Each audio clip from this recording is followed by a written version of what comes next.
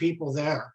We're starting to see a change from Renaissance art as it goes along into what became the Reformation, which the average look, the average lifestyle of people was presented more and more in art. This was in Northern Europe and also in Northern France. Now, pieces like this would actually decorate castles or palaces. You wouldn't normally see these in churches. But again, you're seeing a change in the character of it and its purpose. Okay, next one. Okay, now we're going to talk a little bit about how it's produced. We're going to look at two different types of weaving. One is what they call low warp, and the other one's called high warp. And what they would do, of course, was create these enormous tapestries or smaller ones, depending on it. Now, they just didn't, the weavers themselves were not artists, they were craftsmen. And they needed something to use, so artisans were employed to produce what is known as a cartoon. Now, a cartoon, usually done in black and white or charcoal, was set behind the loom and was used as the template for the actual weaving of the tapestry. So this is a typical cartoon that you can see in here. It has a very religious theme, and also looking at the everyday life of people that were there at the time. So these are put behind the weave. So again, if you have any questions, please put them in the box. I am not, I don't consider myself the sage on the stage, even though I did teach high school for 20-some years. But the key to this is I know a lot of you probably know more about this than I do, and I sure enjoy the input of it. Or if you have any questions, or any comments you'd like to make, please do that. This is for the eradication of all of us, not just not just me, but all of us in here. I'd appreciate that. Okay, the next slide, please. Okay, these are just two basic looks at the difference between the low and the high warp looms. The one in the bottom you could actually sit on, and when you're weaving it, it's in a horizontal position. In the high warp loom, you're doing it on the vertical. Now, the high loop is the older one. That is the one where you could naturally develop and using different materials, as you can see in here. Most of the materials that were used in the production of these looms were wool and cotton, which an enormous amount of, in the Netherlands, a lot of this was produced, especially cotton, and which was normally bleached out and then eventually would be used as a basis for it. And it would be interwoven with silver, silk, and gilded metal. So what you had is different, the strands were individually dyed and put up here, which is in itself a lot like the artwork. You use a lot of minerals in the pigments of paint. Well, in this case, you use those pigments in dyeing the wool or the cotton that you use. And then, of course, you would weave vertically on this one and produce an enormously huge tapestry. Our tapestries that we have are very big in the Timken. They stand at over 20 some odd feet tall. And what they would do is, if you're looking at one loom, you literally have a loom hooked to a loom, hooked to a loom, hooked to a loom, where you could have as many as 40 weavers weaving the same size tapestry. And it's very intricate work. You can see in here, I have a wonderful slide, a little video I wanted to stick in here, but I don't. But I'd recommend it to them. It's from the Metropolitan Museum, and it's in our section on tapestries, and it's about 4 or 5 minutes long, and it's wonderful how they show how the tapestry was produced. So I'd highly recommend that to anybody, is to go to the Metropolitan Museum of Art and open their section on their videos and the one on tapestry. I think you'll find it very informative. Okay, let's go to the next one, please.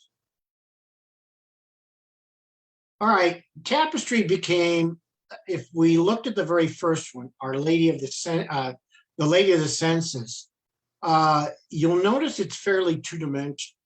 Of course, it's on a two-dimensional face, just like you'd have a canvas that you are working on, or a wooden background for painting. But in this particular case, they wanted to weave to do the same thing, to make it perspective. In other words, draw you in.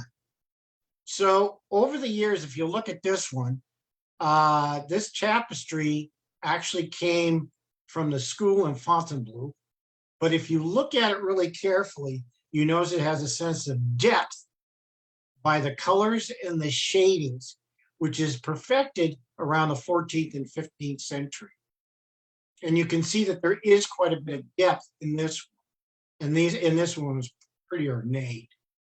So they become an enormous sense of what the Renaissance art was, both in true painting art and in the art of tapestry production. Okay, if we can go to the next one, please.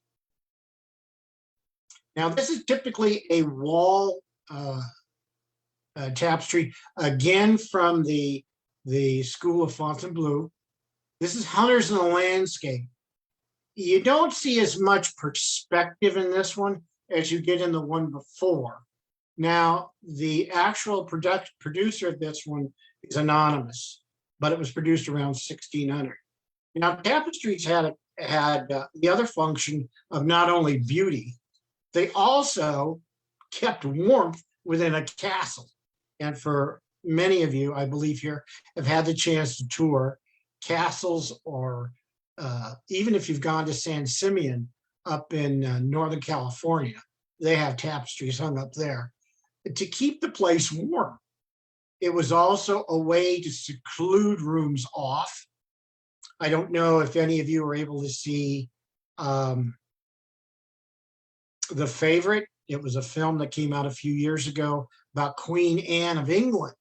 And if you looked at her residence, the tapestry actually covered doors and provided privacy from one room to the other. It also absorbed some of the sound. So it had a huge functional purpose to it also. So it was very practical at the time to do these. The unfortunate issue when it comes to tapestry is that it's highly affected by sunlight. And if you'll notice today, sun is the worst thing on any piece of art, especially in an older piece of art. And these were displayed in rooms that had windows to them. So a lot of the colors have gotten bleached out. I know one of our issues with art tapestries is they're not as colorful as some others. But some of the older schools in Europe, because tapestry making is still an art. In fact, you can order from websites, have your own medieval tapestry done to fit in a covering in your home, if you'd like. They've taken a lot of these back and have tried to refurbish them with colorings without ruining them. And I don't know how they do it, but they say they do a good job. But it's very time consuming and it's very precise. And we'd hate to lose something as precious as these.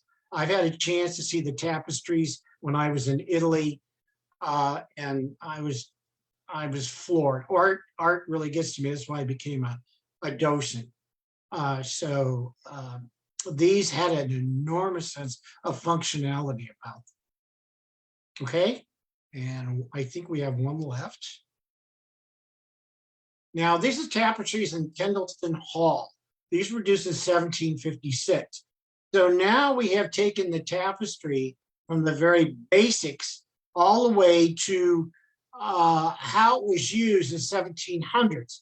It has now become a basis of not just covering walls from a cord or a bar or whatever. These are actually embedded into the walls. Now, I don't know if any of you have been to Kendalston Hall. It's one of the more exclusive places in England. It was built for the Viceroy of India back in the 1700s. It is so opulent, it's almost garish. But the idea was to make a showplace. This hall, which looks like a castle, has no bedrooms in it. All it does is have great halls. And the idea of it is, it was like when you go to the Capitol building, you're presenting groups of politicians and ambassadors. And this is exactly this. It was to wow them when they walked in. Now, this particular case, these are all weaved in there, but I want you to take a look at the two sofas. It's the same material. And what gets me is, as I've done my research for it, each one of those sofas took 3 years to construct. And the key to it, of course, it's all hand carved. It's gold gilded over wood.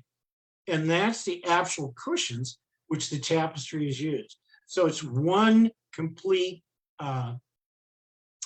piece, not one complete piece, but one complete style, the whole thing. And this is what you'll see throughout many places in Europe that are still around. They were constructed in the late 17 and early 1800s. And then by then, one of the most is, if you ever have a chance to go see Mount Vernon in Virginia, the walls are tapestries, but they were all imported from England. I could go on that one. It's an interesting story, but it fell out of favor in the 1800s. It was more to put as many pictures on the wall as you could get, rather than doing the tapestries. So tapestries themselves have a significant basis within European history.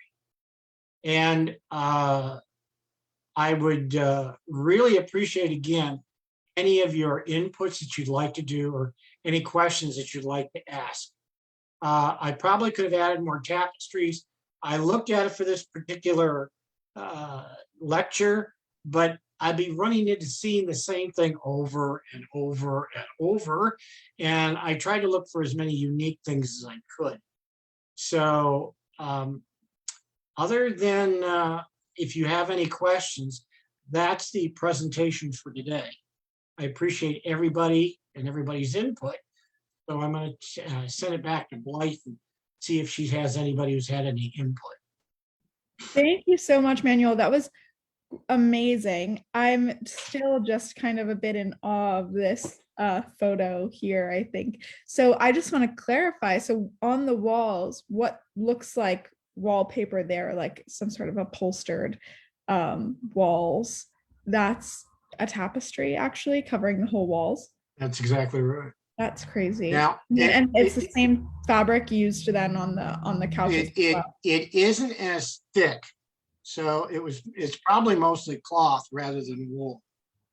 But the idea of it was literally is embedded on there. What I found fascinating is they upholstered the chairs in it, and you can see these in a lot of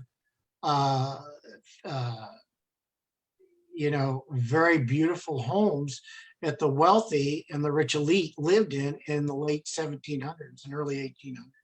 It's really, I mean, this is the epitome of opulence, yeah. So truly, especially with the gilded couches too.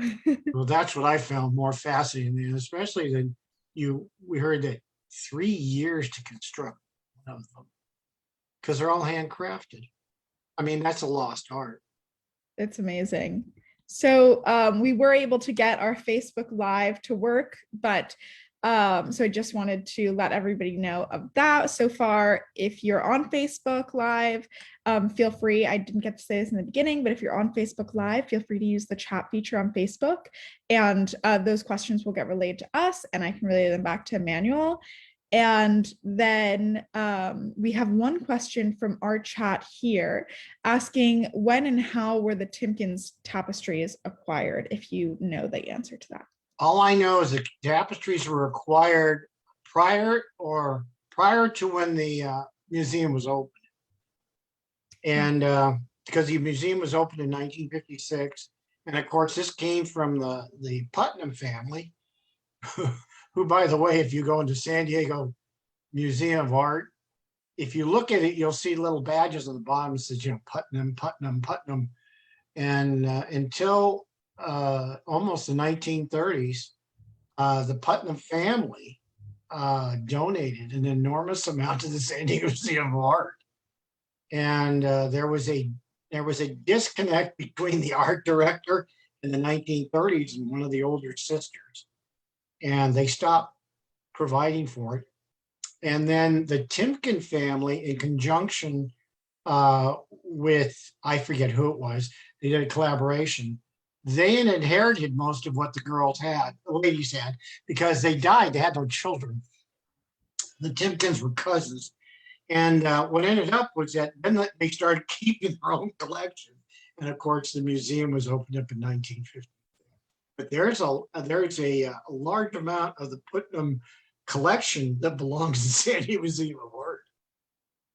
Yeah, that's crazy. We have a follow-up question to that as well, asking about the value of the tapestries and how that's kind of held up, and are they still handmade, or are tapestries very expensive today? And the tapestries today, do you know if they're still handmade or mostly machine woven? Well, what you have is the older ones are, and they bring an enormous amount at auction. The issue is, where do you put them? And most of them are bought and kept in public collections for people to view. And I've heard they go in auction for millions of dollars.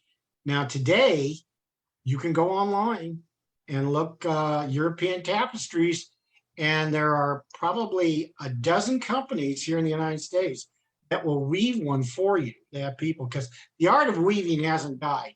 The style they did it back in the 14th, 15th, and 16th centuries, that has been modernized to a sense that the weaving machines they use today are much more sophisticated. But they can be hand woven. It's still an art. And you have companies that will sell you reproductions of what they do in there. So the original ones are worth quite a bit of money. I don't even know what the Timkens, because those are done, like I said, that would came out of Fontainebleau around 1540. So those are fairly, those are 500 years old.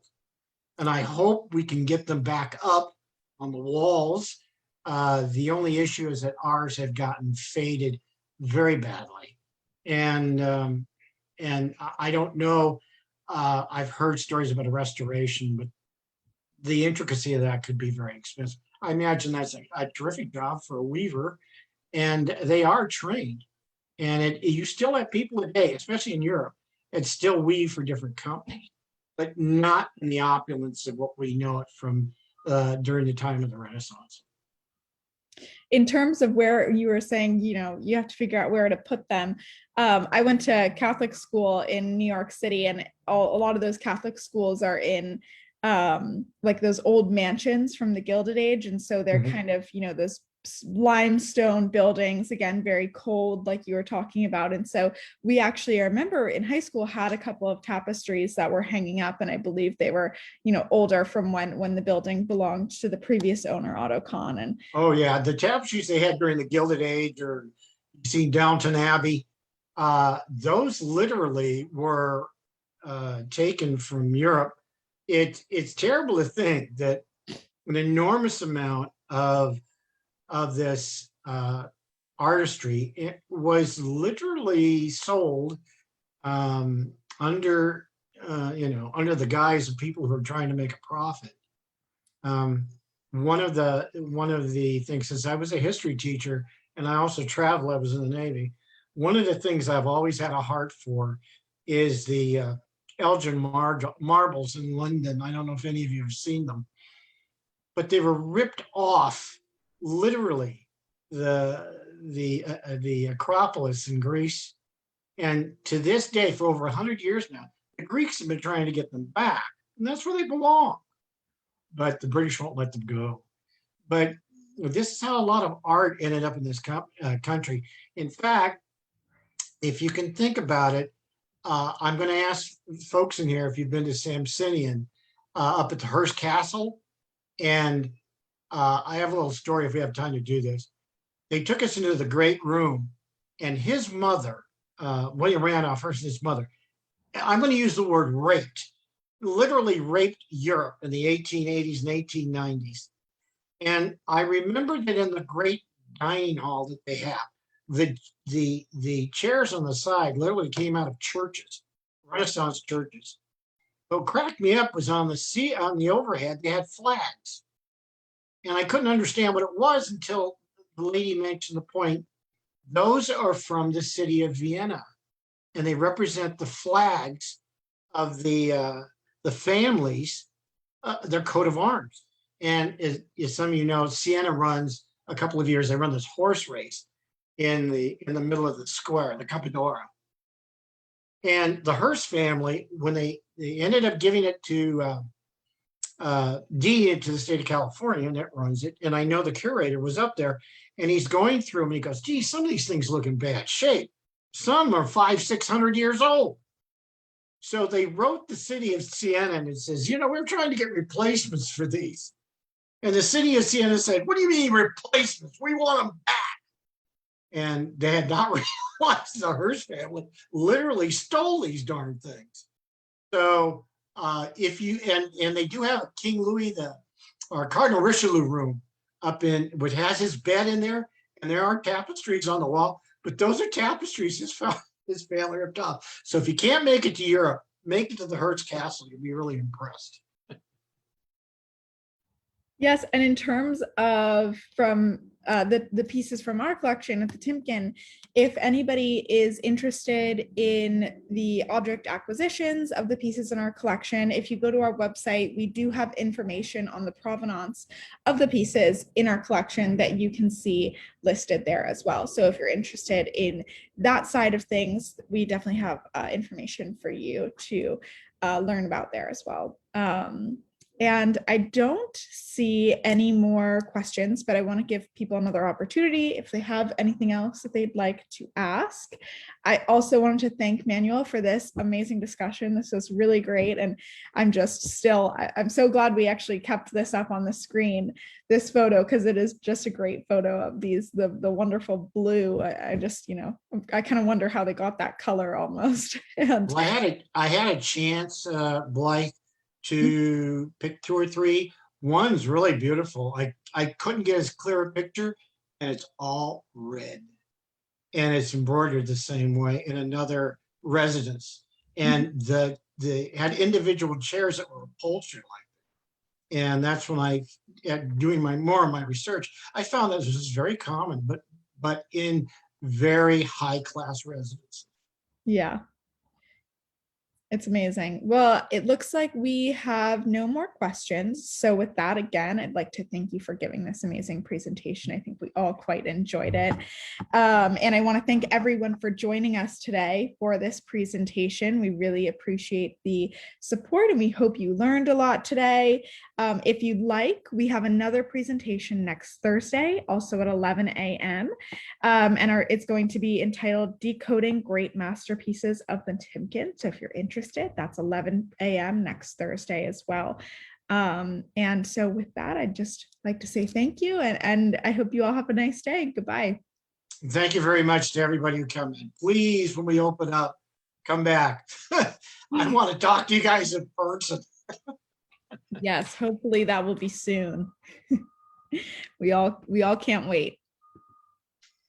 Bye now.